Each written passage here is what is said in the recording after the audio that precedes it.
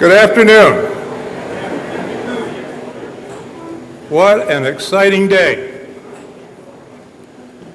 I'm Robert Simpson, Provost and Senior Vice President for Academic Affairs at Kettering University, and it is my distinct pleasure to welcome you to the first in a series of events celebrating Kettering's past, present, and future, which will culminate in the inauguration of Robert K.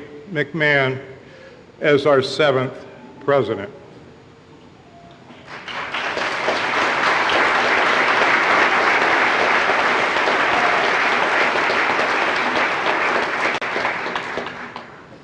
This is an incredibly exciting time in the university's history, and I am pleased that Mary Barra, class of 1985, Senior Vice President for Global Product Development at General Motors and Kettering University trustee, is a part of our luncheon celebration.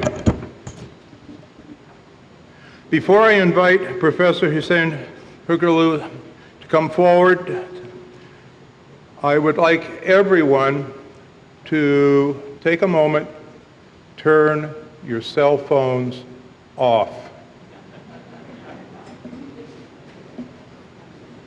Your cell phones off. Thank you, thank you, thank you. Now, it is my great pleasure to invite Professor Hussein Hurgulu from the Department of Electrical and Computer Engineering forward to introduce our keynote speaker, Mary Barra. So, Hussein?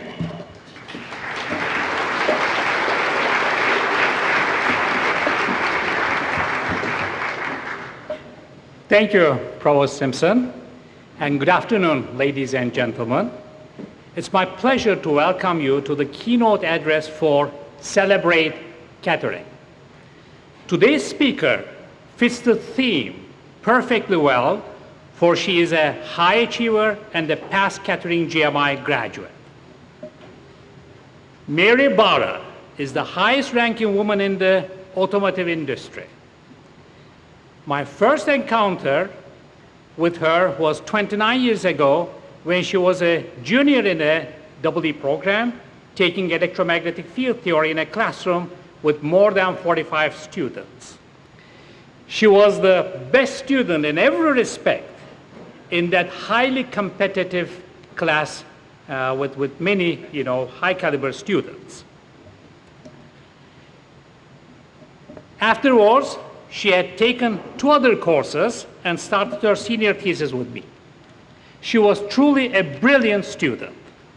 Now, Mary Barra is Senior Vice President of General Motors for Global Product Development, responsible for the design, engineering, program management, and quality for GM's vehicles around the world. She's a member of the Executive Operations Committee and reports to Chairman and CEO Daniel Eckerson. She also became a member of the Adam Opel Supervisory Board in January 2012. Prior to this appointment, Barra had most recently been Vice President for Global Human Resources at GM since 2009.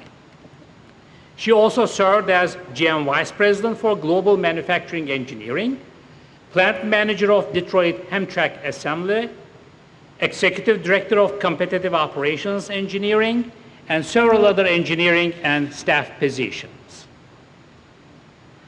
Barra began her career with General Motors in 1980 as a General Motors Institute, now Kettering University, co-op student at the Pontiac Motor Division. She graduated with a Bachelor of Science degree in electrical engineering. In 1988, Barra received a GM fellowship to the Stanford Graduate School of Business, and in 1990 graduated with a Master's in Business Administration. She serves on the General Dynamics and Inforum Center for Leadership Board of Directors. Barra is also on the Kettering University Board of Trustees and is key executive for Stanford University. I'm sure that you agree with me that we are truly honored to have Mary Barra speak to us today. She will speak for about 15 minutes and then allow for questions as well. Please join me in welcoming Mary Barra.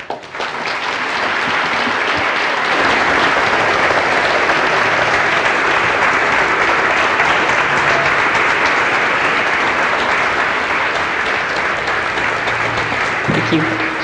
Thank you. Thank you. Well, thank you. It's really great to be here. And I want to thank Dr. Hizagirlu for that very nice and I think maybe a little bit inflated memory of my time at Kettering, but it really was a great experience. And so it's really a pleasure to be here and be a part of this celebration because I'm just so pleased at how well the university is doing. Coming on campus today, I could just feel the energy. So this is really just a wonderful, I'll say, relaunch or rebirth for Kettering University. So President McMahan, Chairman Kettering, members of the Board of Trustees, Provost Simpson, and honored faculty, distinguished guests, and most importantly, students of Kettering University, thank you for letting me be a part of this special day.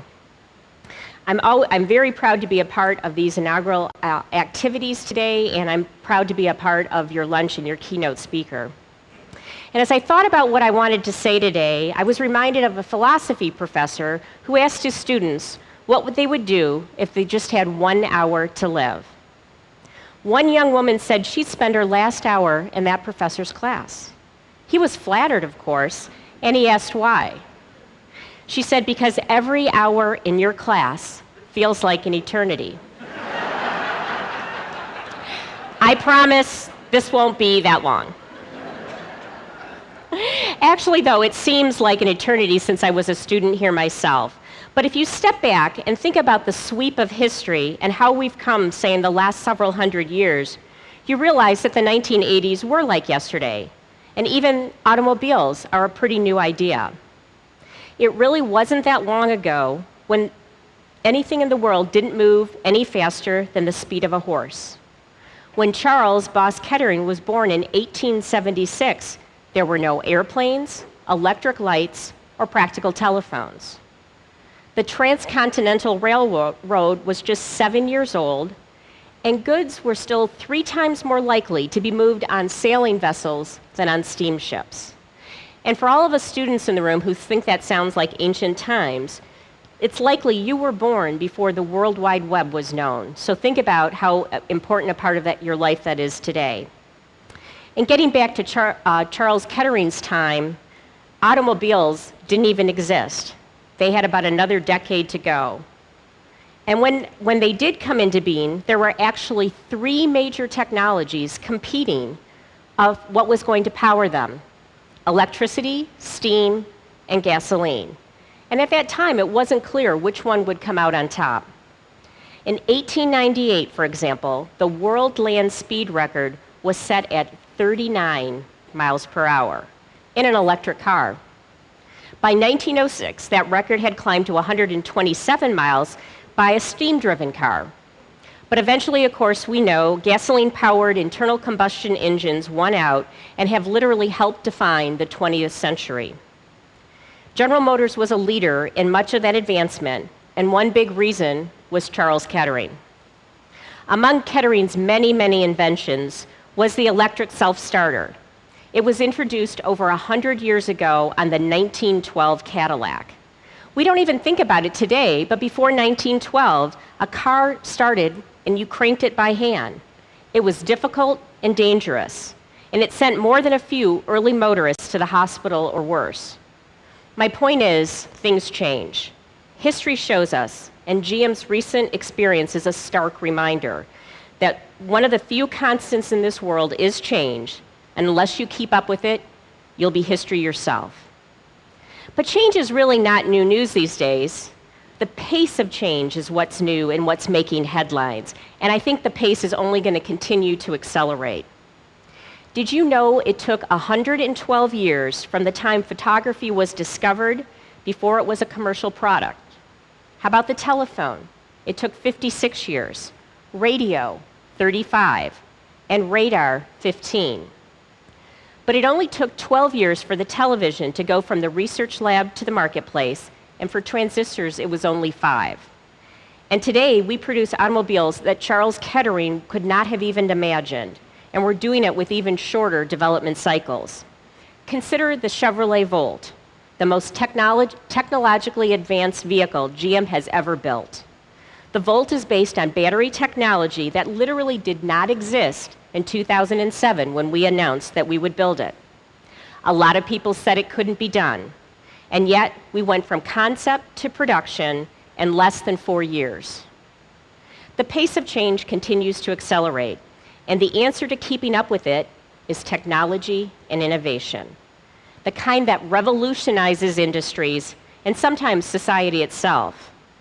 Think about the transition to network computing, or digital photography, or wireless communication.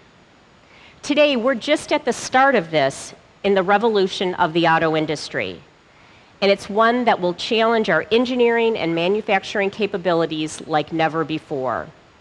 A few statistics to think about. The world's population hit 7 billion last year. By 2045, it's projected to reach 9 billion.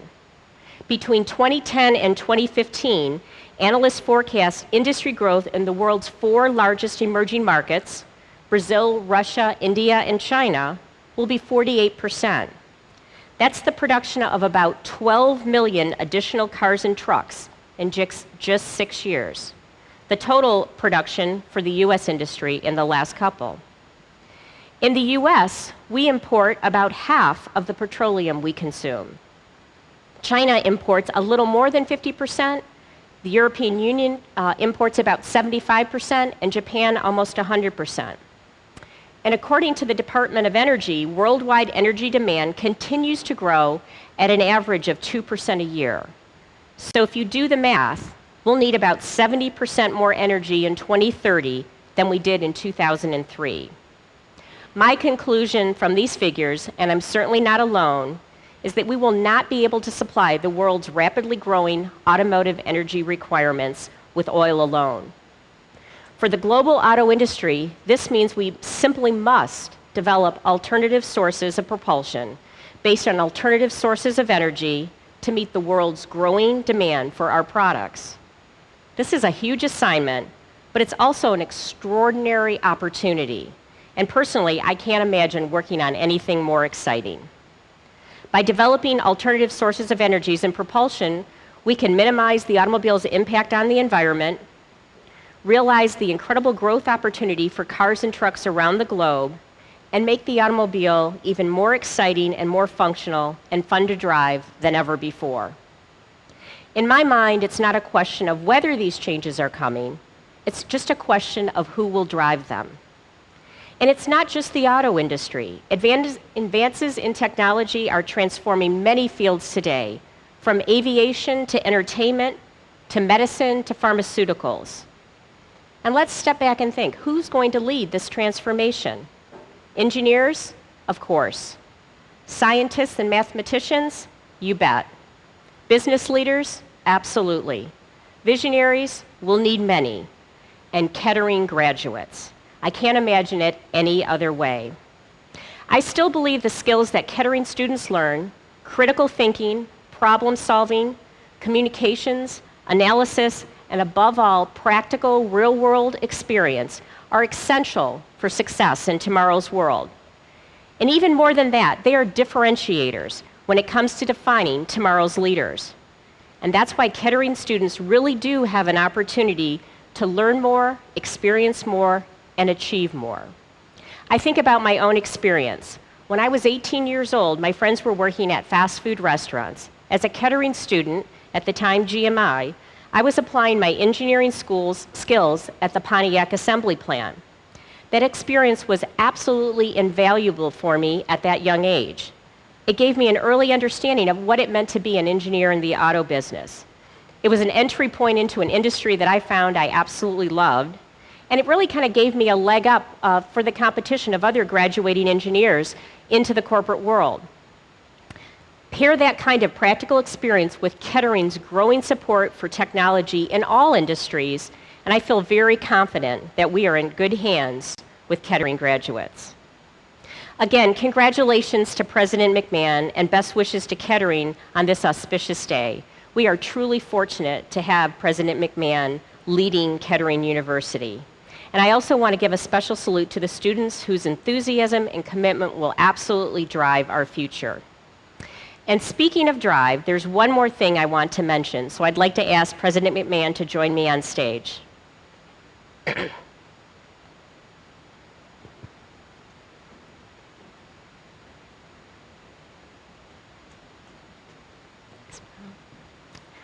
At the last board meeting, we talked about a need that Kettering University had for a vehicle to help improve security. And GM, who's long been a strong supporter of Kettering University, looked, and we were able to find a vehicle. And I actually have to give a lot of credit to Diana Trombley, who's in the audience today, and is responsible for global manufacturing. She was able to find a vehicle. It's a 2011 Chevrolet Impala. We had this vehicle at our Milford Proving Grounds, and it had the police package on it.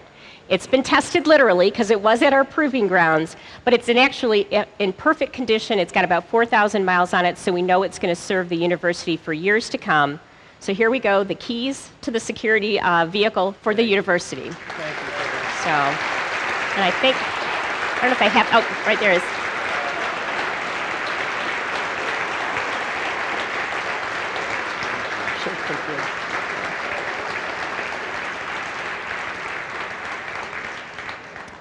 So it's a Chevrolet true and true, but I think now you can see it's also a Bulldog. So anyway, again, it's been a pleasure to be a part of this very important occasion at Kettering University, and I think now we'd like to open it up for your questions. Thank you.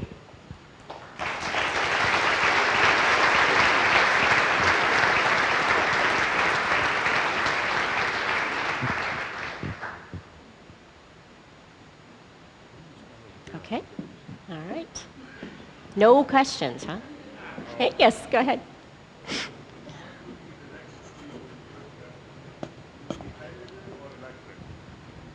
I'm sorry, could you repeat the question? Will the next fuel to fuel our automobiles, will it be electric or hydrogen in your judgment? Well, you know, at General Motors, we definitely believe that it's going to be a multitude of solutions, kind of a diversity strategy. I mean, so much of what the next key fuel will be, I mean, definitely electrification will be a part of it. Hydrogen, you know, definitely depends on the infrastructure that, you know, needs to come together. But we believe it's going to be a multitude of solutions that will come together. Yes.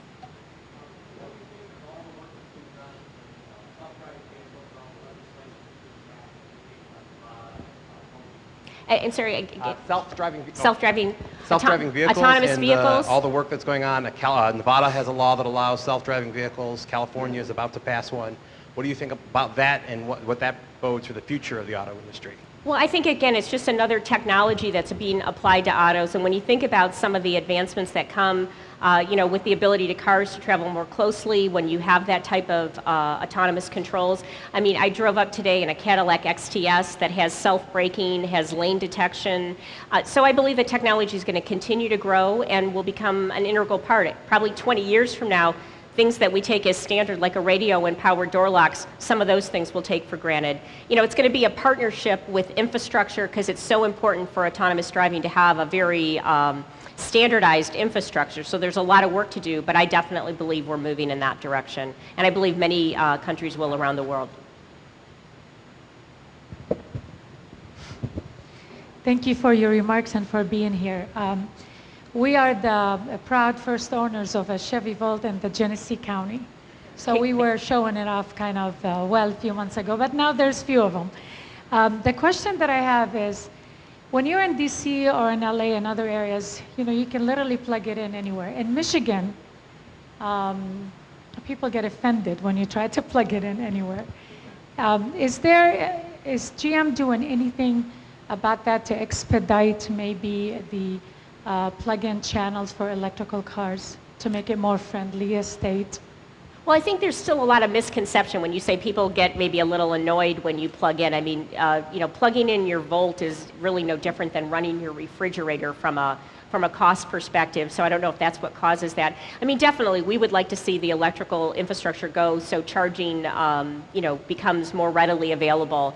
And we've working with many different, consortium and groups. Definitely, it's going to take the private sector and government to, have it be fully developed, but we're very supportive and involved in many activities to continue to grow that infrastructure. And thank you for being the first person our first couple to have a volt in Genesee County.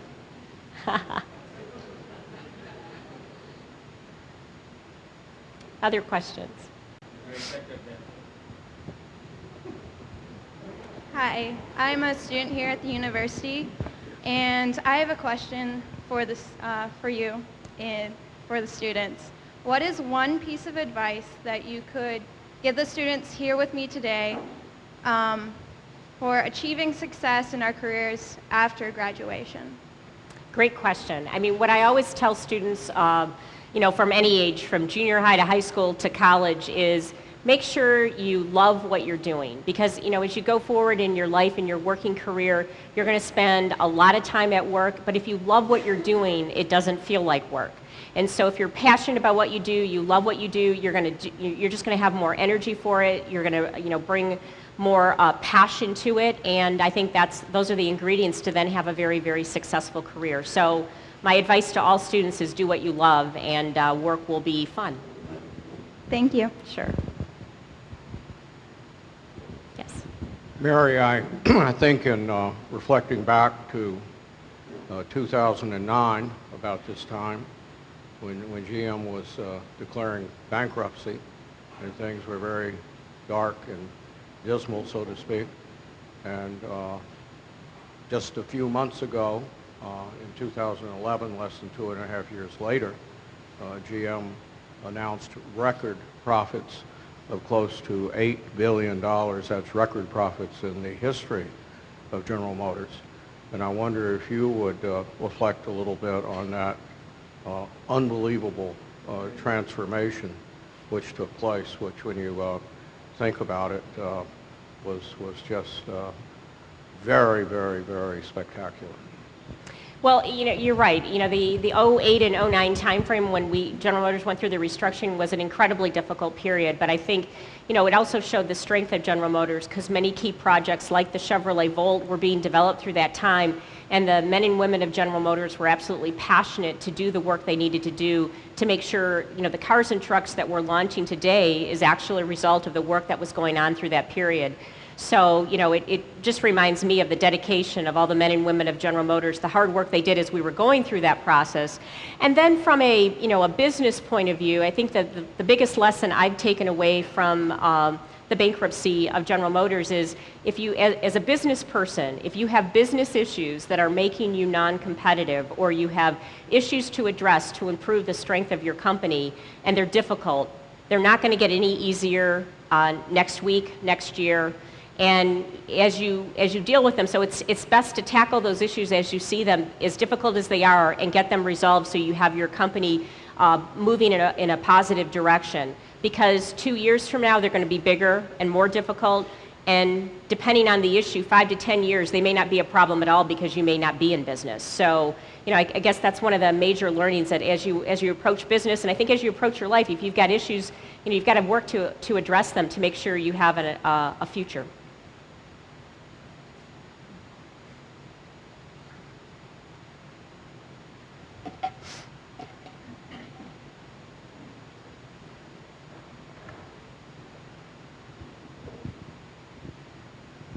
I'm an electrical engineering co-op for an automotive fuel line supplier that supplies General Motors. And my question for you is, you've talked about developing new technologies, but how does General Motors handle, say, a PA12 shortage?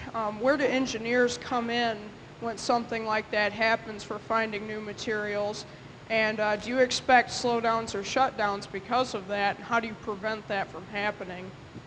Well, I mean, I think it shows just how global the industry, because for people who don't know, there was an incident with actually I think a tier 2 or 3 supplier, and a resin that is used in a lot of automotive applications, actually affecting all global automotive companies around the world. But I mean, I think when we get into a situation like that, that's when you rely on the creativity and the ingenuity of your engineers, and working together with their purchasing counterparts, working with suppliers to understand what are the opportunities, what are the applications, and so we immediately, when situations happen like that, and unfortunately over the last couple of years there's been several with the tragic earthquake and tsunami that hit Japan, also the flooding in Thailand, has I think challenged industry, because this is beyond an automotive industry thing. So I think it really then is the partnership and the teamwork that you have within your company to look for other solutions, to be creative, and make sure you're still able to meet production.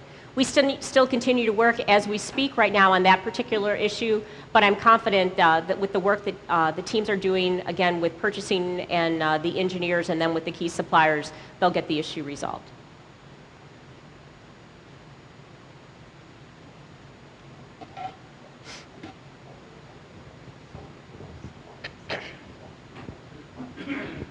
Thank you. Mary Ben Hoffman, Kettering grad, CEO of Movimento, supplier to GM. You mentioned you came up with the XTS. How excited are you about the launch of that vehicle and the other new vehicles you have coming forward? But since you drove that one up and that's next, how you going to talk about that for the group? Sure. It's a Cadillac XTS. It's a large sedan, and I'm really proud of the vehicle. The teams that have worked on it have done an excellent job. It's the most technologically advanced Cadillac that we've ever launched in General Motors history. It has the Cadillac Q, which kind of takes it to a next step from a infotainment perspective. Q stands for customer user experience, and it really, we've worked really hard with agencies as well to make sure that we've implemented infotainment in a way that doesn't cause driver distraction. We actually take gestures that we're all familiar with our iPhone or our iPad, and you're able to use that on the vehicle, a lot of voice commands. So we're really trying to put the technology and the functionality that people want in their vehicles, but integrating in I'll say a whole new way that's much safer, and safer for everyone, the driver and those around them, as I think all of us who drive know that sometimes you can see fairly erratic driving by people doing phone or things that aren't necessarily core to driving. So we've worked really hard on that system. Also, just from a powertrain perspective, styling, it's a vehicle I'm really proud of, and it's right in the front of the school. So if anyone wants to take a look at it, I'd encourage you to do so. We do have several other great launches coming that I'm very excited about, but I don't think you had me here because I could spend the next hour talking about all our new products, but I won't do that. But thank you, though, and it is a exciting and important product for us. Mary, over here. Over here. Okay. What do you think students should be looking at in terms of the skills they need to develop to be competitive around the world for jobs and success in their chosen careers? Right, great question. I mean, I think one of the key things is, the core skills that, from an engineering perspective, I think it was mentioned in the intro that in addition to being on the board of trustees at Kettering, I'm also General Motors key executive for Stanford. And a comment was made when I was there that engineering is kind of becoming the new core, especially mechanical engineers, kind of the core degree that people get, where they used to in the past maybe get a liberal arts degree. Now they're getting a mechanical or electrical engineering degree.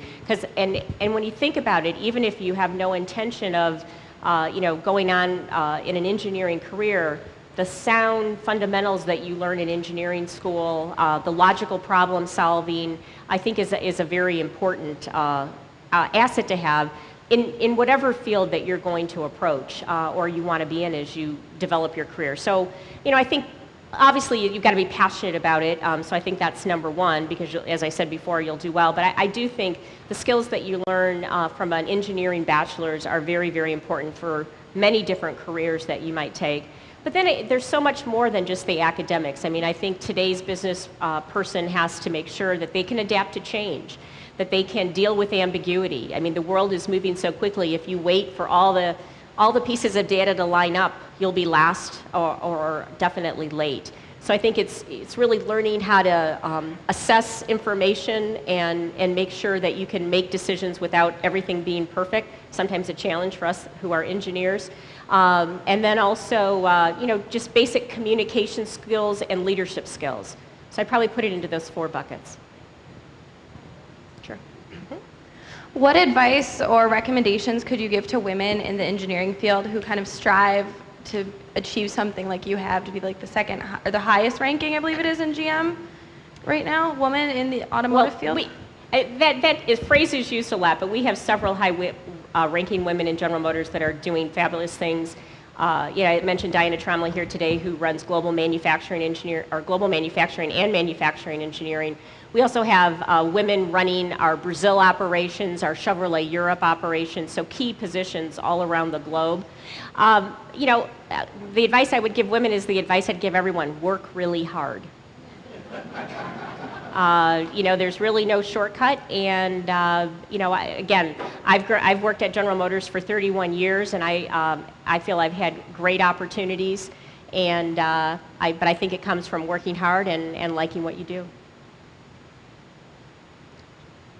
Hello, my name. Oh, here and then there. Okay, sorry. That one question: is language ever an issue? Well, I personally don't speak any other languages, and that's something I regret not spending time on.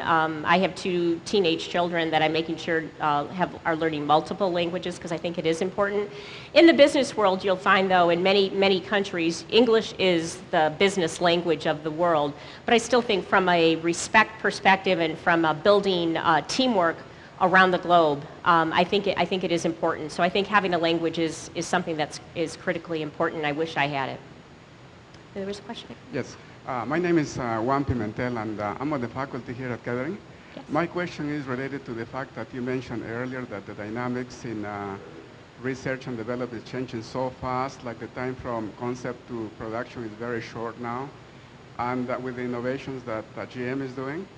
And I'm looking at the relationship between schools like Kettering and GM in terms of support and this development, support and this innovation.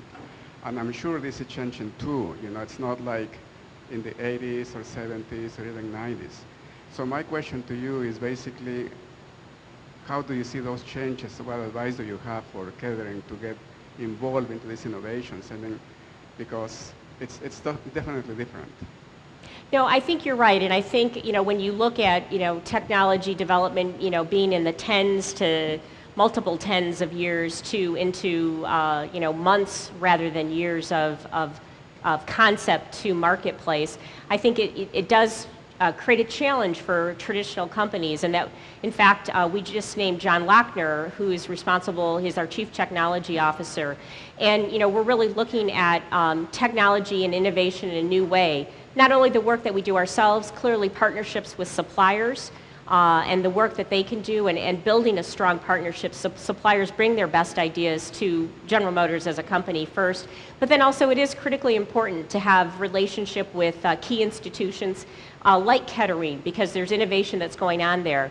We also have GM Ventures, which is a $100 million kind of internal venture capital fund, where we look at startup companies that look promising for applications that we think support the automotive industry and that we want to be first to get into market. So, compared to the days of when maybe Charles Kettering was at General Motors and a lot of that work was done at the research and development labs of General Motors, we have a multi-pronged approach now. Suppliers, entrepreneurs, which I know Kettering has a great entrepreneurial program as well, and key universities are critically part of that. Thank you. Hi, Mary. I'm over here. Got it. Sorry. Hi. My name is Mark Richardson. I'm with the manufacturing department here at Kettering, a graduate student. I just spent a fair amount of time down at the National Plastics Expo in Orlando.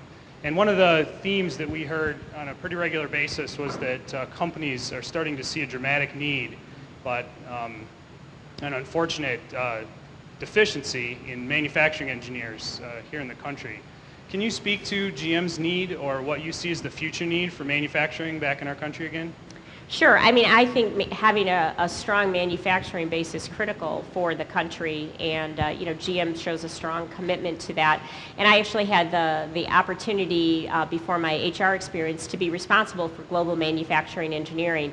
And I think it's a very, and I know it's a strong discipline. In fact, I think Kettering ranks very high from a manufacturing, #1 from a manufacturing engineering program.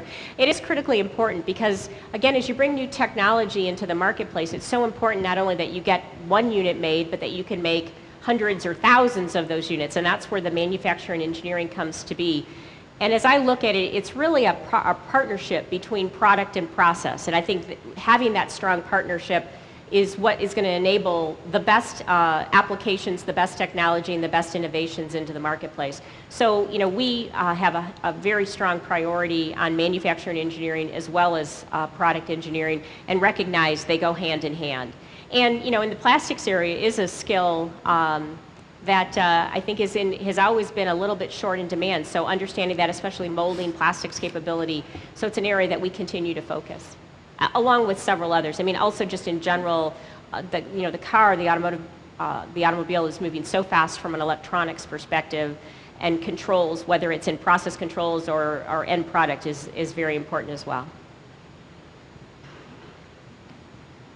Ray Lum, I'm GM retiree, and when I was the original manufacturing engineer of SGM 15 years ago, back in '96, and I just wonder that what's GM doing right now for the future plan expansion in China? Can you elaborate on that?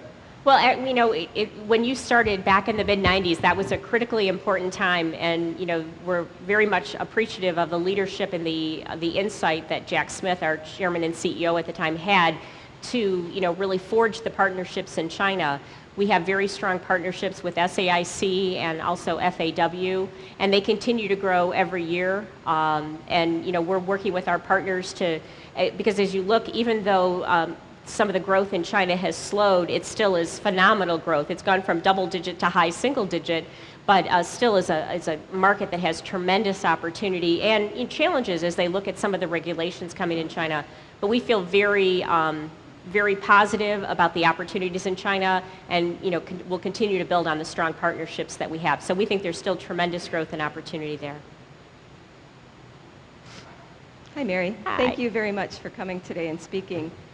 Kettering is very proud of your accomplishments and to call you an alum. And I just wonder, now that you've gone on to another school and gone to Stanford and had a very successful career, is there anything that GMI, now Kettering, could do differently that would have made you more prepared, and maybe now the co-op students that you're seeing at GM would be better prepared to be successful in a career like yours?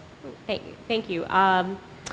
You know, I think the career has evolved, and I think, the curriculum has evolved over Kettering, obviously, since I was here in the early 80s. Sounds so long ago. So there's been, I think, tremendous work, and I think the work that's going to go on now, we just reviewed it at the last Board of Trustees meeting, of the work that's going to go on by department to make sure that we're well positioned for the future with our curriculum. I think also as we talked about, some of the leadership competencies that are necessary in addition to the technical skills that go hand in hand, and I see that being developed, you know, in a very strong way. So, you know, as a member of the Board of Trustees, if I didn't think it was on track, I would certainly speak up in that role. But I am just incredibly excited about the direction that Kettering is going with what we have now, and then with what the initiatives that we have in place to make sure we continue to adapt to what the marketplace is going to need. But I think, you know, being a person that was a part of a co-op experience, I think for those of you who haven't, that experience is so valuable to, you know, really understand how corporations work, or what the role of industry, and seeing what engineers do. I mean, I think it really does help shape you, you know, regardless, you know, if you're in the biomedical field or, you know, supply, automotive. There's so many different fields now, and companies that have co-op partnerships with Kettering University. And I really think that's a key part of the education experience that strengthens it. So that very key part, and then adapting and evolving to what's happening, I think Kettering's well on track. We'll take two more questions. Hi, Lyle Harrison. I graduated from Kettering in '03. Thank you very much for coming. Just a short question.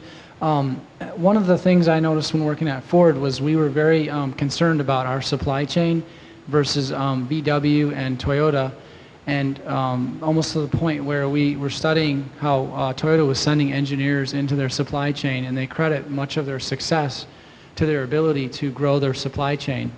And I noticed also when I was in Europe that VW was doing the same with Skoda.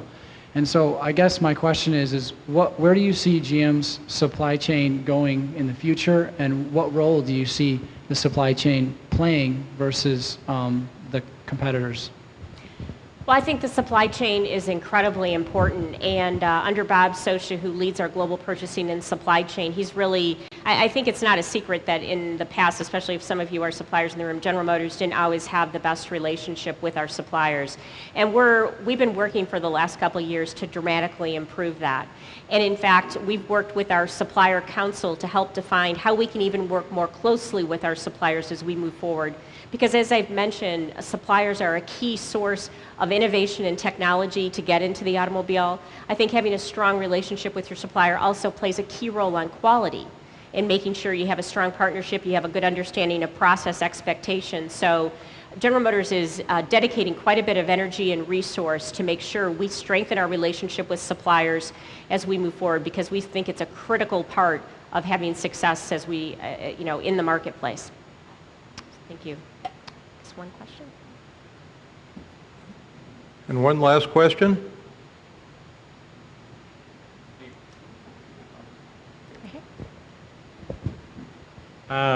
Welcome to Flint, so you know what the Welcome question's back. going to be. But Kettering is in Flint. Do you want to say a few words about dear Flint, Michigan? Sure. Well, it's as in Michigan and being in our office, being in Detroit, and I think sometimes the reputations of cities get, formed in a headline or a magazine article or a newscast headline, and it's really not fair, because I think when you look at Southeast Michigan, spanning from Detroit to Flint, there is so many wonderful things. There's cultural events. There's great sporting teams. As long as you enjoy the change of seasons, I mean, it's just beautiful. So there's so much to offer. I was talking to Mrs. McMahan and making sure she knew we did have a mild winter last year. So, but I think sometimes Flint suffers from some of the negative headlines that Detroit does as well, and it's really not fair, because every city has issues and challenges. And you can either focus on those, and those seem to get a little too much of the headlines, or you can focus on all that's good. And I also think, the economy in Michigan is starting to improve. I think I certainly feel it when I'm in the city of Detroit and when I'm in Flint, and I think, it will benefit from that as well. So I think it's a great city, and it's a great region. It's been my home virtually my whole life, so I'm very proud of it. All right.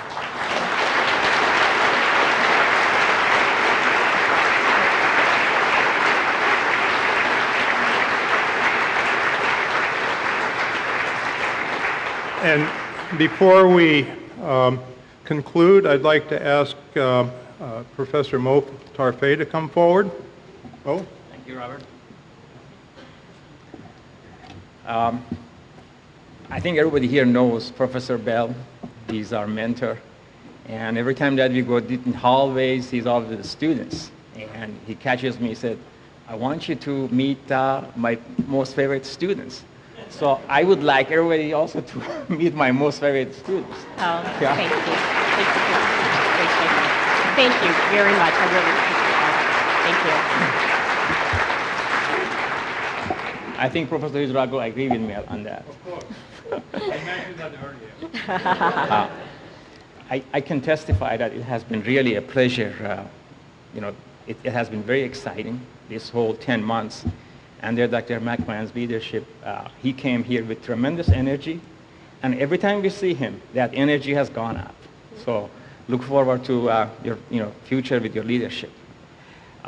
Thank you for coming, and it has been really exciting. Look forward to see you more. I would like you to come and visit my department. We have a little gift for you that we would like to present to you.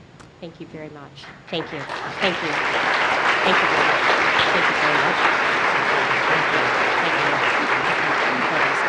Thank you. You want me? Again, everybody welcome. I would like also to recognize that we do have some people from GM. I want to thank you for coming and being a part of this important ceremony. Thank you. Thank you. Thank you very much. A bulldog I will display proudly. Thank you.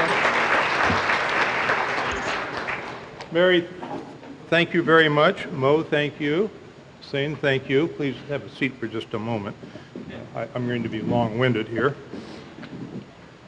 I would also extend a special thanks to our trustee, Diana Tremblay, also a Kettering grad, Kettering/GMI grad, because in this world it takes more than one person to make things happen, and I think in the case of Diana and Mary, we have a terrific team in support of Kettering.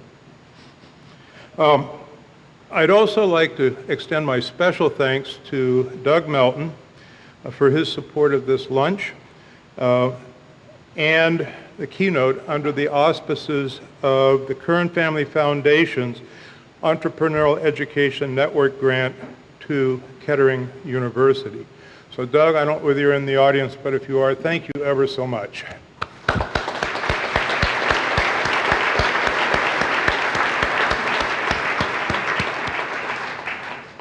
And now, I will invite everyone in attendance to browse our Celebrate Kettering Expo poster presentations highlighting the creative work of our students, our faculty, and our staff. The posters are on the third floor. I think you will find a remarkable display of creative talent and creative ideas and work, which is characteristic of Kettering. So please enjoy the Celebrate Kettering posters. At 2 o'clock, for those of you who are so inclined, I would invite you to a special innovation quest hosted by Professor Melton, which will be on the second floor in the Sunset Room. And for those of you who don't know what that is and would like to try your creative side out to see how good you are against some of our students, I invite you to see what you can do, because I can assure you that our students are well honed. Then finally, for those of you who want to stretch your legs a little bit before the inauguration, I would invite you to wander down towards the Recreation Center, where the aforementioned Chevrolet Impala Cruiser, straight from the GM test track, is on display with its new bulldog face and a very fancy light strip on the top. So please feel free to do that. Then finally, I would ask those of you who are attending the inauguration, which I hope everyone in this room will do, to join us in the Recreation Center, and I ask that you make every effort to arrive no later than 3:45 this afternoon. If you're a part of the platform party, that is 3:30 this afternoon, so that we can get the ceremony underway exactly at 4. And with that, we ask you to enjoy your afternoon, and thank you ever so much for coming.